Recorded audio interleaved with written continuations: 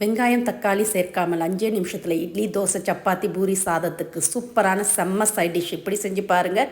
அதுக்கு 25 பூண்டு பல்ல இடிக்கிற உரலில் இடித்து எடுத்து வச்சுக்கோங்க. இப்போ தாளிக்கிறதுக்கு மண்சட்டியில் 2 டேபிள் ஸ்பூன் எண்ணெய் ஊற்றி சூடானது ஒரு கடலைப்பருப்பு உளுத்தம்பருப்பு 1/2 டீஸ்பூன் கடுகு சேர்த்து நல்லா பொரிஞ்சு செவந்து வரட்டும். செவந்து வந்ததும் இதோட இடித்து வச்ச பூண்டையும் சேர்த்து நல்லா பச்சை வாசனை போகிற அளவுக்கு செவர வறுத்துக்கங்க.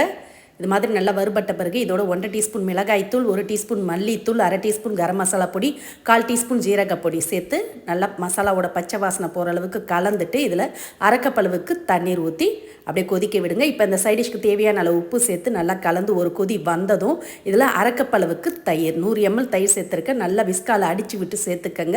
சேர்த்து கலக்கிறப்பையும் விஸ்கால கலந்திங்கன்னா ஈஸியாக இருக்கும். இப்போ அப்படியே மூடி வச்சு ஒரு 3 நிமிஷம் கொதிக்க விட்டிங்கன்னா எண்ணெய்லாம் பிரிஞ்சு நல்லா திக்கான சுவையான பூண்டு கிரேவி ரெடி. வெங்காயம் தக்காளி சேர்க்காம சட்னி ஈஸியாக 5 நிமிஷத்தில் இந்த மாதிரி சைட் டிஷ் ரெசிபி